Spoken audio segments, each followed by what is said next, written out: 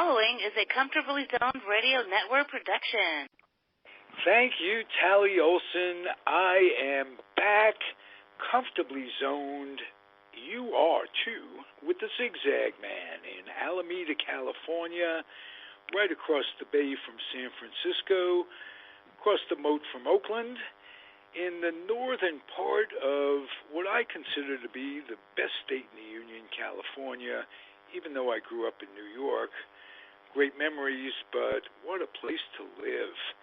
And what I do basically around here is talk to some of the most interesting people on the planet on a regular basis, and today is no exception. I'm bringing back to the microphones Mitchell Belacone. How are you, sir? I'm doing fine. And yourself? Sounds like you're in good spirits today. I am. Nothing to complain about. We get a little Indian summer in Northern California each year, and it's about 70 today in Alameda. The sun is shining. The president and Mr. Bolton had some words, and there is no longer Mr. Bolton in the White House. So, what else is new? Yeah, he will be the fourth guy that Trump has had in the position, and I think he was the most radical. And if anything, this should be more settling for an administration that is just fly by night. Yeah, I'm seeing a lot of people get caught up in Trump, and I understand it completely. The whole situation is absurd. Pardon the cliche, the inmates running the asylum. But the bigger picture to me is what scares me, is how many people like him. And I, as scary as it sounds, I think his chances for re-election are very good. And the Democratic Party doesn't seem to really have it together. And it just, you take a middle-of-the-road Democrat, if you could find one, and put him in there, you would think you'd have a slam-dunk victory. Everybody'd be tired of all this nonsense. He'd lose some of his base. But, like you have the Ocasio in New York. I almost slipped in there with some Spanish. You have the Muslim in Minnesota and the two others, I forget their names. Forget everybody's name, but that's neither here nor there. And OAC or... Yeah, right, that whole crew. Now, mind you, I might agree with a lot of the things they have to say. You might agree with a lot of the things they have to say. But the reality is, as long as they're kept front and center, you might as well be working for the Re-elect Trump Committee, because they will absolutely cost the election. You just keep them in the public eye, and that's the end of the Democrats' possibilities, as far as my opinion. Are you including Bernie with that? No, if I think Bernie's a separate issue. If Bernie would condemn a little bit, come down on them a little bit more, it might even help his cause. What's your thoughts on Bernie? He's going to do it, or they're going to need somebody else? The man is wonderful. His ideas are basically FDR Democrats' ideas. So it's nothing radical. But the word socialism to the unwashed is just like saying he's a communist. Communism. People don't know the difference between socialism and communism. It scares enough people off that I'm really beginning to think that we don't have a pure candidate, we being the Democrats, and I certainly am lean towards being independent after what Wasserman Schultz did to Bernie in the last primary. I had a point. For the word socialism scares people off. Okay, fine. Give up your Social Security. Good point. You look at a busted country like Argentina always is. Medicine is a fraction, and good medicine is a fraction of the United States. Well, the United States is its own world with that con game they call medicine, but that they're unto themselves as far as ripping the people off. That's the whole nother ball game. But it's cheap medicine here, good medicine. Public university is excellent and free, and this is a broke country. And anybody can go to it. They'll even accept people from outside if they get in. So the United States is too much rigged over there for me. It's all a big rigged ball game. And talking to doctors who used to be the ones that were ripping you off, now it's the insurance companies that and the rip everybody off. pharmaceuticals. I mean, we're at the mercy of lobbyists that are talking to Congress every day and giving them big bucks. And meanwhile, there are folks in this country, the United States of America, who can't afford their insulin. They cut back on it. They give themselves half the dosage so that they can probably, maybe extend their lives another month until they're paid again. And some don't. Some die just because of lack of affordable medication. I read where that pen is $700 in the United States. I think the next highest country, I always get statistics wrong, but most of them were $5, $15, and Germany and some other country were very high at $75 or $85 for something that cost $700 in the United States. Okay. That's bordering. So how long have you been in Argentina now? I moved here in 2003, and don't worry, I complain about plenty here, because the United States, you're from my take, you're corrupt at the top, but your average bureaucracy is really not corrupt. Here, from top to bottom, this place is really, really corrupt. But once you adapt to their systems and their ever-changing rules and laws, on the whole, I think I'm better off. For instance, and then again, with the dollar, you're strong here, which is the case in a lot of countries. For instance, I had lunch today at an Arabic restaurant, and we had a feast. For my wife and I, we had a combination platter and another side, chicken dish, teas, everything. We walked out for the two of us, it was a $12 total. Ordering the expensive things on the menu. So, now that's living here with having dollars. If you were being paid in pesos, you'd be crying like everybody else is around here. I understand. Yeah. Let's talk about your writing a little bit. You're on your second book. Am I correct? Well, I have 3 out. The first one was 2 dramas on my way to hell, and that's a collection of short stories. And the second one was Broadway Jose, and that's the football. My experience was playing tackle football here in my 50s in a pretty well-organized league. And the third book is another book of short stories called Bud's Nose, and that's the lead story and various short stories. I'm working on a screenplay for Bud's Nose right now, it's a love story between a man, a dog, and a smaller part, a woman. But it's mostly between the man and the dog. Okay. What I'd like to know, when you complete a work, short stories, a novel, whatever, how do you go about getting it published? How do you go about relating to an agent? What's that about? Here's the deal for me. At my age, I'm turning 64 this month. I kind of made a decision. I don't want to start sticking my hand up. Oh, pick me, choose me, and like me. Because most of the writers that I know that go through the publishing houses, very few get anything more than the initial money up front. And I'm used to being in my own business, so I made a pretty conscious decision to publish my own, which is very easy to do myself, and market.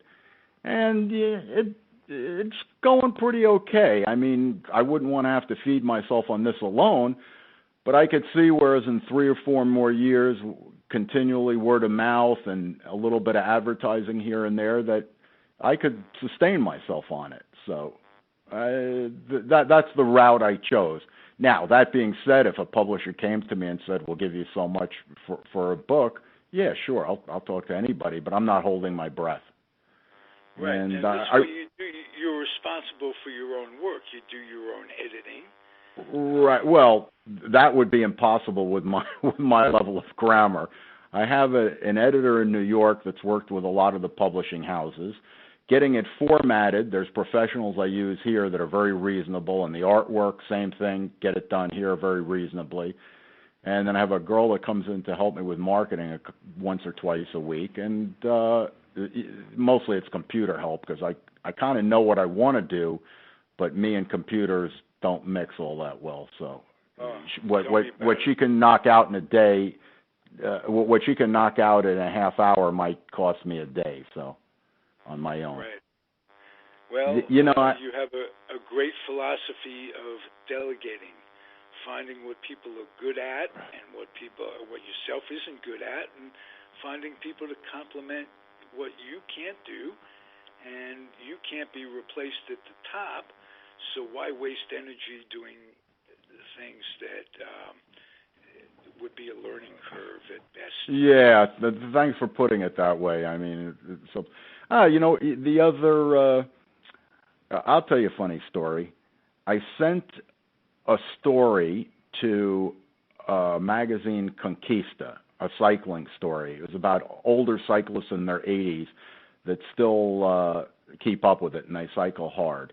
This was about three years ago, and the editor sent it back and was very complimentary. And he said, listen, I think this might be better for a local newspaper. And normally I'm a little like everybody else. I can be sensitive to criticism, but his criticism was well-founded because some of the content in that story was a little pedestrian for an experienced cyclist that would be in his readership. But nonetheless, when Bud's Nose came out, the book, it hit number 1 in new releases on Amazon's, I think they title it Hot New Releases, which doesn't mean all that much because it was in 2 categories, and how many new releases in those 2 categories were in the last month or whatever their parameters are. But anyhow, it made number 1 in 2 categories. So I sent it back to the same editor with the same exact story. That I sent it back to the editor with attaching that photo screen grab of the number 1 on Amazon. So the next question I got back from the editor was, "Can we afford you?" So he bought the story. I said, "Yeah, it's in London, so yeah, a fish and chips lunch will do." So that magazine just came out. So the cycling story in Bud's Nose, called Bathers in Buenos Aires' Fountain of Youth, is in the latest issue of Conquista Cycling, which is Cycling Quarterly, which I was kind of proud to be in because it's not the nonsense comparing bikes and gears and cycle clothing. It's just kind of cycling literature would be. That's a big word, literature, but it's more stories as opposed to a guide and practical information about bicycles. So it's funny. My goal is to make it to 80 someday, and then I'm going to try to make it 85 and extend it. So what I'd like to know is what you learned from talking to 80-year-old cyclists that a common denominator, perhaps something that is life extending. The main thing with these guys, first of all, whenever you ask them their age, they're proud because they're still keeping up with the peloton. That's the pack. They're strong cyclists. The one guy who's riding a bike, probably 30 years old, no latest tech on it, and if I miss a week, I can't keep up with him. He's 81. And I asked him, I said, well, how is this, I'm friends with all these guys for a lot of years. I said, well, how is this possible? He said, I never stopped. So if you don't quit and you're always doing it and you force yourself to go through it in the winter, you stay young. You go to lunch with these guys at the cafe there, and they're bumping their shoulders, moving around, animated like high school kids. You can't tell they're old. We ride around in the summertime on the infield. A lot of times there's women sunbathing. Their heads turn like they were in their 20s. The guys, every lap, they're still looking on the infield. And there's another. They're smart about it. Here's another, for instance. There's one guy who's a retired economist, and again, strong, very smooth peddler. And one time I asked him, I said, hey, you want to practice leading out in sprints? And with a sprint, you obviously jack up your heart rate. And he wasn't angry, but you could see he was very stern-faced when he said no. He wasn't into that.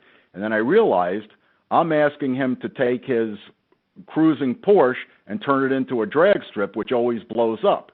And he doesn't want to mess up his meal ticket to health and happiness and a long life. So you learn a little bit from each guy. I've found a lot of pointers in life, and part of the reason I got married at such a late age is they inspired me. They inspired me because they stay so young at such an age. There's another guy. He was a tennis player till he got aced by his knees, and he got into cycling. And he lost his wife in his mid-70s. And a lot of guys, that would be the end of them. This guy, went and followed the Vuelta de España, like the Tour de France, but in Spain. He rode the course with his new wife following behind in a car. So again, the story that I write about them, I try to make it inspirational without a comedy inspirational, because it's nothing to do with anything like a self-help book or of that nature.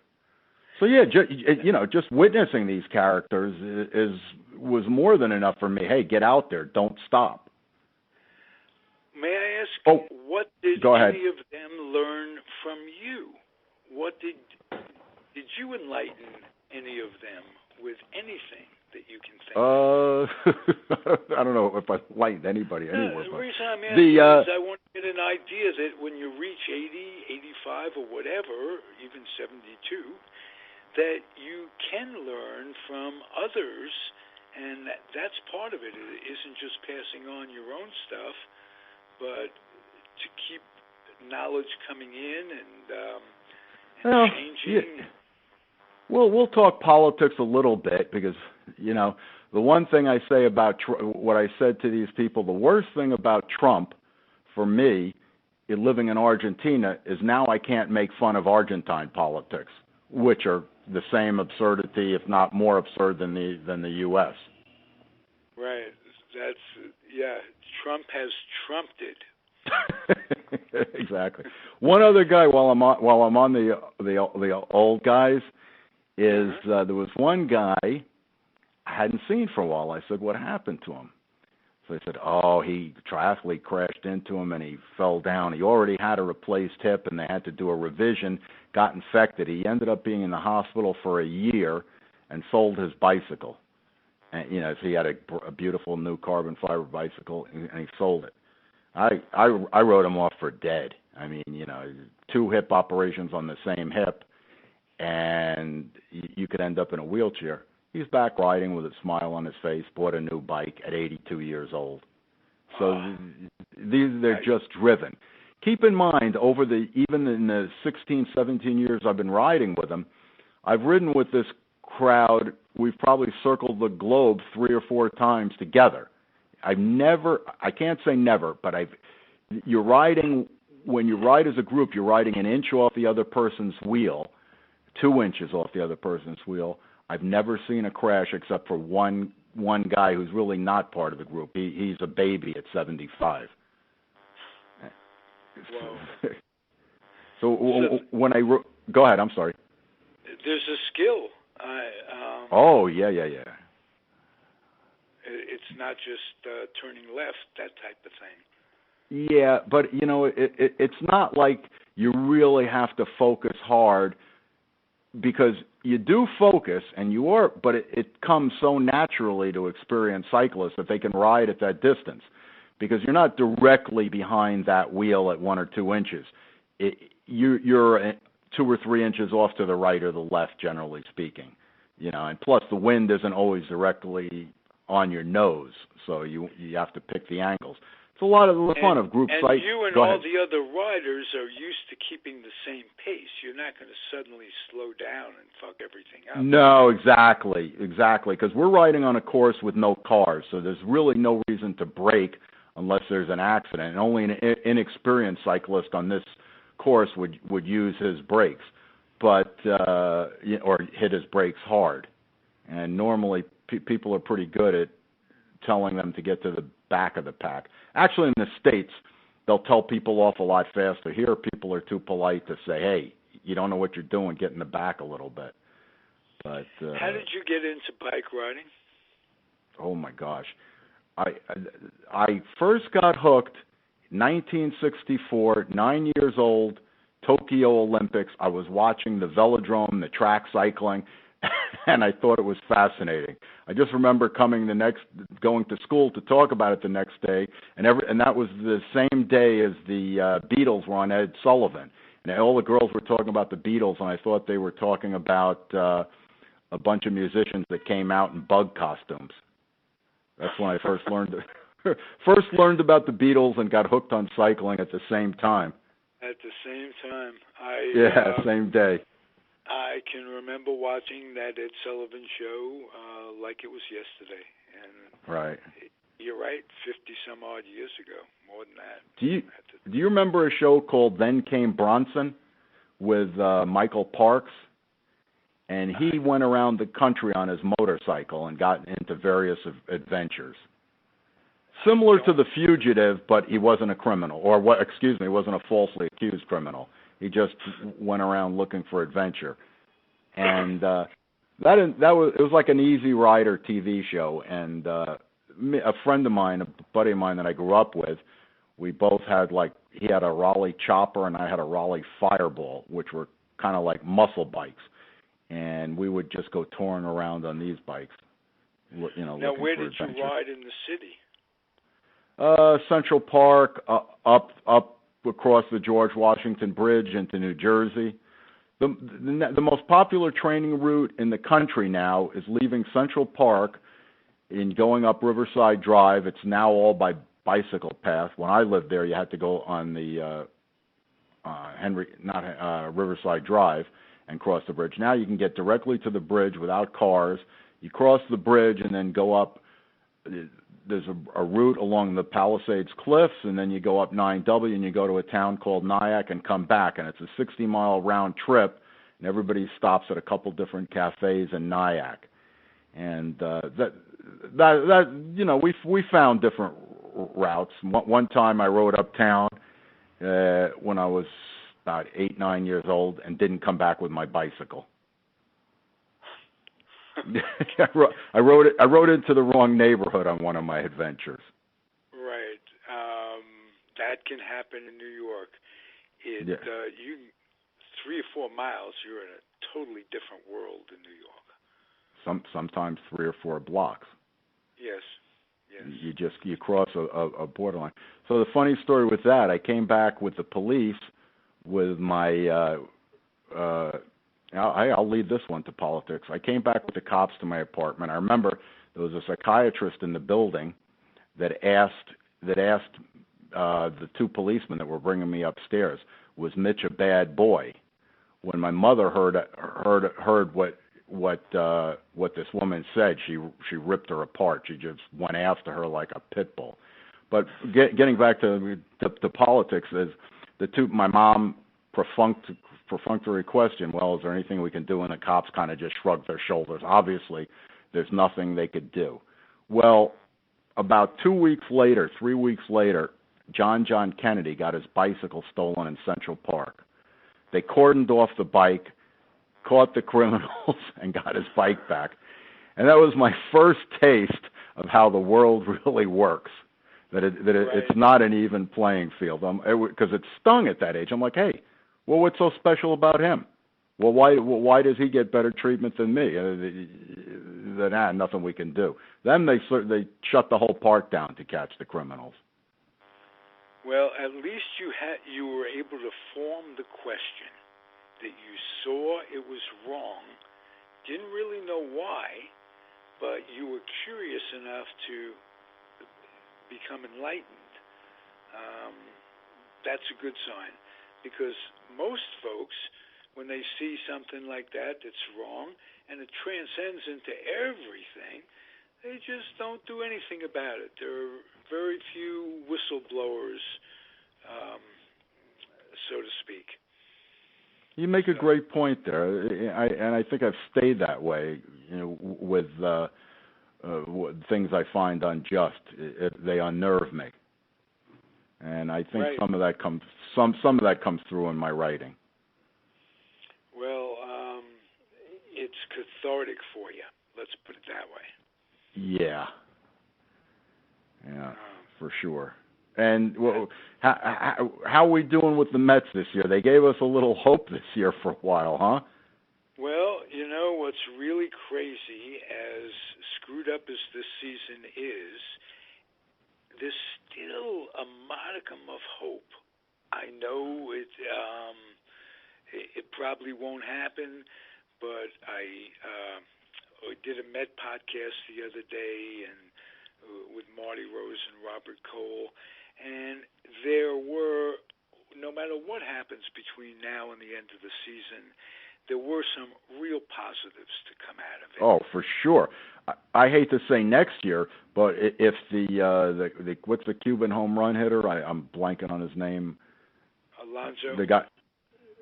No, the one that hurt his foot on his ranch.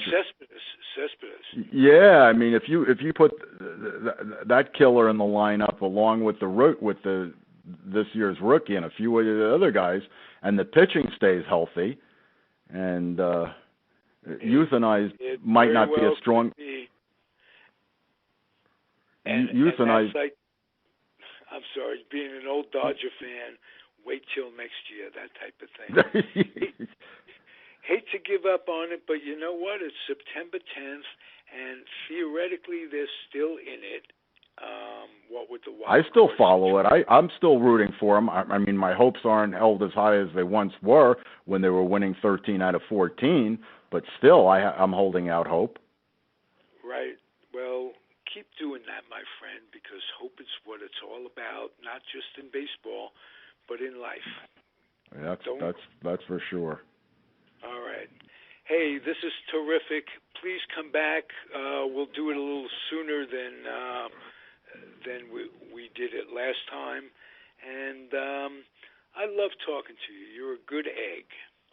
Well, thank you very much. Likewise with you. And I tune in. I listen to the politics. I like it. I like it a little bit. I like it a lot. Excuse me. But right. Yeah, I get agitated when I start talking about politics. So I'm not very good at it. Well, you certainly were clear today, and as usual, it's fun for me. Yeah. All right, Mike. All right. We'll talk soon. I want to thank everyone for listening. It's the Comfortably Zoned Network. I'm Ralph Tycho, and the guest is Mitchell Belacone. I think I've finally learned how to pronounce that after all these many months. Well, the honest truth, whatever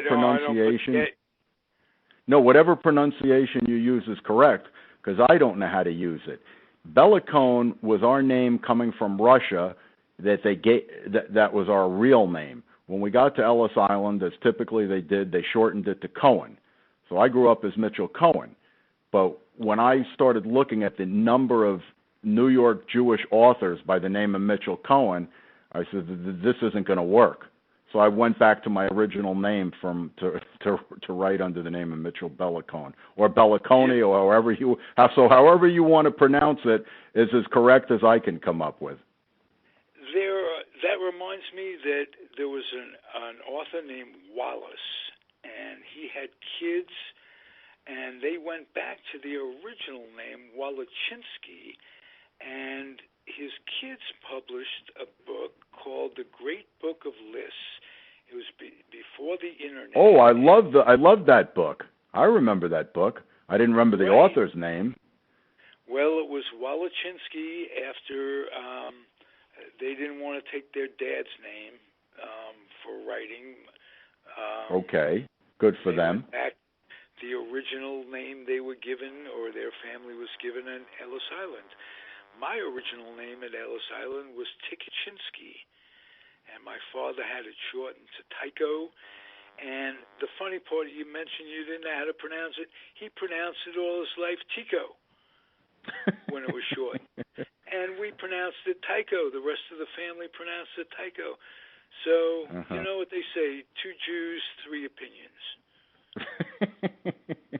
I'm glad you brought up the book of also glad you brought up the book of lists, because I like little statistics, things like that. The Harper's Index, in the back of Harper's, they have all those different statistics things that I find fascinating.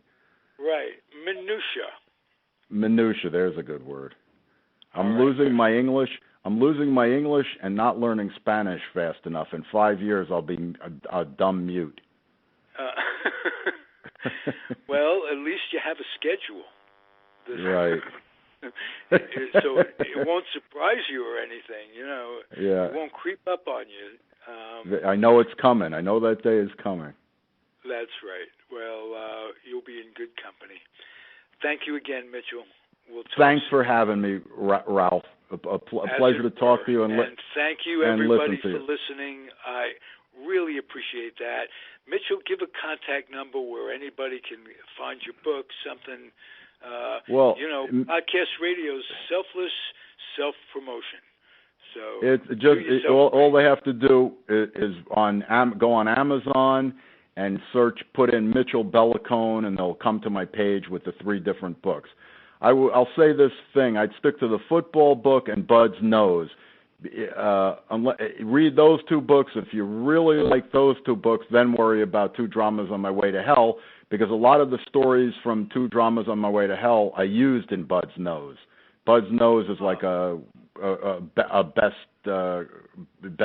sellers, they call that with records, greatest hits.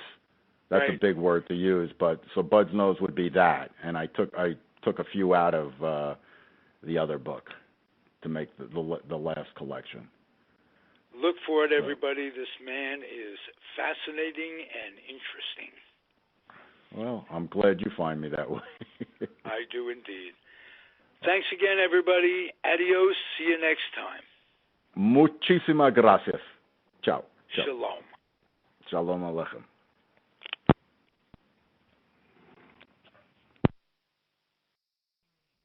The proceeding has been a Comfortably Zoned network production. You are advised to keep your dreams wet, your humor dry, your children and grandchildren out of military recruiting offices and off the laps of clerics who wear dresses. Thank you for listening, everyone. Happy trails.